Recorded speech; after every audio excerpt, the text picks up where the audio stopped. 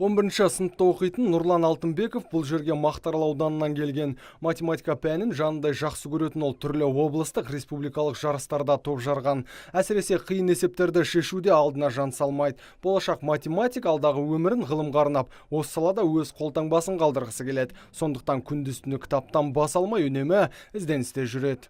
Мен сүйікті пән математика, физика және химия пәндері болады. Және оны мен сүйіп оқуға тырысамын. Оған көңіл бөлемін.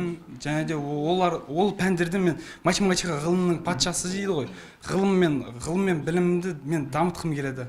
Жамбыл Қаппаров атындағы нөмірі 5-ші мамандандырылған физика-математикалық мектеп-интернаты 2007 жылдан бері жұмыс жасап келеді. Білім ұясы дарынды балаларға арналғандықтан, әрбір оқушы мұнда арнайы тестілеуден өткеннен кейін ғана қабылданады. Сондықтан да болар интернат ұлттық бірыңғай тестілеуден жыл сайын жоғары нәтижеге қол жеткізеді. Мәселен, өткен оқу жылында түлектердің жинаған балы орта есеппен 115-те 6 болып, мектеп республика бойынша үздік ондықтың қатарына енді.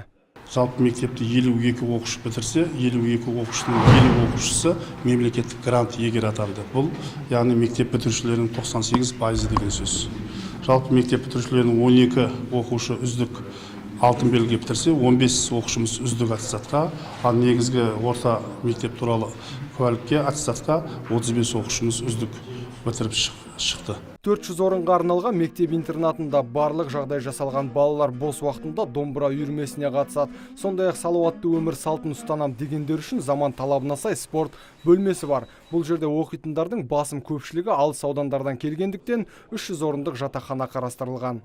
Енді үйді сағынамыз, үйге ештеңе жетпейді ғой өзіміздің туған жерімізге, өлең төсегімізге. Бірақ жатақханада барлық жағдай жасалған. Мен сол үшін де қуаныштымын. Ешқандай бізге кедергі жоқ та 11 сыныпта дайындалуға бәріне жағдай жасалғандықтан мен осы интернатта жататындықтан қуаныштымын.